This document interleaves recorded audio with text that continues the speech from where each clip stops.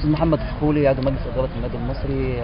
عايزين احنا عارفين طبعا في استياء شديد من قبل مجلس اداره النادي المصري على قرارات اتحاد الكوره للعبه في السويس. عايزين نعرف يعني مدى استعداد مجلس الاداره للدوري ان شاء الله.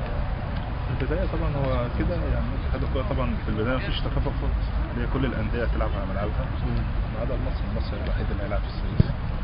سيبك من تكافؤ خالص تمام، النواحي الماديه نعمل ايه في النواحي الماديه؟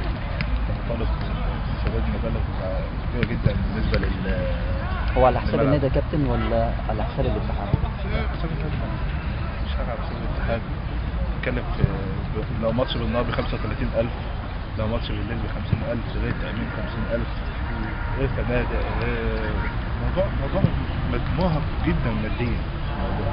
وزائد كمان ان مفيش تكافؤ خالص، يعني احنا خاطبنا الاتحاد امبارح، خاطبنا الاتحاد النهارده، لكن هو بدايه ماتش الزمالك خلاص مفيش وقت، ماتش الزمالك خلاص في السويس مفيش كلام. احنا يعني انا يعني بنناشد كمان سيد مدير امن اسماعيليه، خلاص حضرتك اديت موافقات للاسماعيلي والقناه، مفيش مانع ان المصري يلعب في اسماعيليه من جميع النواحي افضل، من النواحي الماديه، حته الامن كمان اسهل تامين النادي المصري في اسماعيليه، بعكس ما يروح السويس الموضوع هيبقى صعب جدا، يعني وهيبقى مرهق جدا لينا سواء ماديا او حتى امنيا. استاذ محمد انتوا كنتوا قاعدين مع محافظ عشان خاطر الموضوع دوت، اثمرت عليه او اثرت عليه؟ بص انا اقول لحضرتك، انا بس عاوز اطمن الناس واطمن طبعا قبل اي حاجه اطمن لعبتنا. الجيش وعدنا بتامين النادي المصري تامين كامل من ساعه خروجنا من بورسعيد لغايه ان شاء الله ما نوصل السويس. فندق ان شاء الله بتاع الفرقه متامن تامين كامل. انا مش قلقان بصراحه. من المفترض استاذ محمد قبل الماتش برضه في السويس قد ايه؟ هو يوم قبل الماتش بتبات ليله الماتش لازم تبات في السويس. انا مش قلقان من نواحي، انا كلنا ثقه في جيش مصر طبعا، في القوات المسلحه. موضوع التامين انا مش قلقان. استاذ محمد تصريح من حضرتك ان التامين هيكون من قبل الجيش ولا من قبل الداخليه؟ الاثنين ان شاء الله. مش مديريه امن واحده، انت بتتكلم في مديريه امن بورسعيد، مديريه امن اسماعيليه، اقول لحضرتك مديريه امن السويس، مديريه امن بورسعيد ان شاء الله.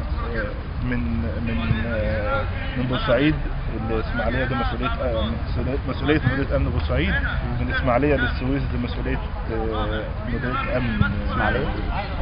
الكلام ده كله بالتناسق بين الثلاث مديريات. في السويس ان شاء الله والاقامه دي مسؤوليه مديريه امن السويس. انا زي ما بقول لك زائد القوات المسلحه ان شاء الله تامين كامل بعثه النادي المصري للعيبه، للجهاز الفني، مجلس الاداره اللي هيبقى موجود بالمناسبه. مجلس الاداره بالكامل موجود ان شاء الله مع الفرقه من اول ما يطلعوا من بورسعيد لغايه ما نرجع ان شاء الله بورسعيد بالسلامه ان شاء الله. في مذكره متقدمه من قبل مجلس الاداره لاتحاد الكره على اساس النادي المصري يلعب على نادي المريخ، هل ما تردش عليها لحد دلوقتي؟ لا هو ما تردش عليها لسبب. هو خلينا نتكلم برضك بامانه في الموضوع. انت هتلعب على المريخ على ارضك، انت مضطر تلعب على ملاعب الانديه الثانيه في الماتش الثاني ماتشهم، وده هيسبب مشكله جامده للامن. ان انت تلعب في القاهره من اول موسم، احنا قلنا نلعب في السويس جميع ماتش، في اسماعيليه جميع ماتشاتنا، مفيش مشكله خالص، وفيهم موافقه. ده حل وسط، ده حل مقنع وحل وسط وحل يرضي جميع الاطراف. انت بتلعب في اسماعيليه، بتلعب كل ماتشاتك في اسماعيليه، مفيش مشكله خالص، مش شايف ان في مشكله خالص بالنسبه لموضوع لعبنا في اسماعيليه، وبالذات كمان بعد موافقه مدير الامن اسماعيليه على اللعب في اسماعيليه. خلاص الاسماعيلي هيلعب في اسماعيليه، القناه هيلعب. مديريه الامن ادت موافقتها للعب المصري في اسماعيليه؟ لا ما خدناش موافقه من مديريه الامن اسماعيليه، كلامك بس خلاص وافق على لعب الاسماعيلي في اسماعيليه والقناه في اسماعيليه. اذا تامين النادي المصري مش هيبقى صعب عليه في اسماعيليه، الموضوع هيبقى سهل جدا بالنسبه لنا، بعكس السويس بتعدي على فايد. طبعا عارف الكلام ده كويس جدا، لكن كنت معاك في معسكر اسماعيليه وانا عارف ان بالظبط كده. لكن احنا على كل الظروف احنا ماشيين مكملين. هنلعب في السويس هنلعب في السويس، مش مشكله، احنا هنلعب الزمالك في السويس خلاص. احنا بنشوف حلول بعد ماتش الزمالك ان شاء الله، وغالبا زي ما انا قلت لك ان شاء الله في اجتماع ان شاء الله يمكن بكره ان شاء الله مع مدير امن بورسعيد والمحافظ ان شاء الله، يعني نحط النقط على الحروف. ايوه عباره عن ايه بقى؟ في اجتماع ان شاء الله، هيبقى في اجتماع مع المحافظ بكره ان شاء الله عشان كيفيه تامين النادي المصري، تحركنا، تجمعنا.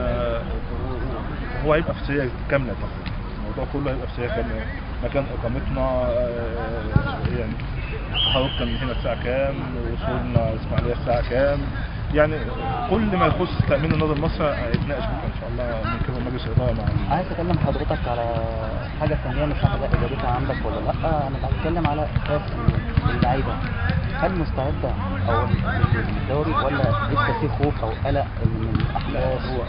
هو طبعا اللعبه مستعده استعداد كامل للدوري. الواضح من وجهه نظري، يمكن انت اتكلمنا النهارده احنا كل موجود هم مع الفرقه في التدريب بتاعها، استعداد كامل. لكن الطبيعي جدا اعلاميا اللعيب النهارده قاعد قدام التلفزيون بيسمع بيشوف في حته قلق طبعا. في مواقع احنا مش هنقدر احنا مش هنقدر نمحي الكلام ده، نقول ان احنا لا ده احنا لا ما فيش حته، لا في حته خوف طبعا، بس خلاص وقت ما اللعيب راح ونزل الملعب خلاص بينسى كل الكلام ده. على ما اعتقد مسؤوليه الجهاز الفني اللي هو يشيل الرهبه من اللعيبه. الجهاز الفني واحنا كمجلس اداره ان شاء الله في جلسه ان شاء الله هتيجي معانا قبل الماتش بيوم او بيومين ان شاء الله، في اجتماع في عشاء للاعيبه المسؤولين عن مجلس الاداره بالجهاز الفني وكل حاجه، احنا موجودين معاكم.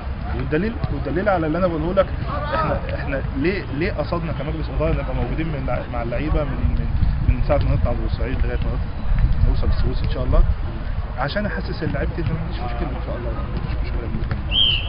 كده انا كابتن محمد نتمنى لكم كل التوفيق للنادي المصري ان شاء الله. شكرا.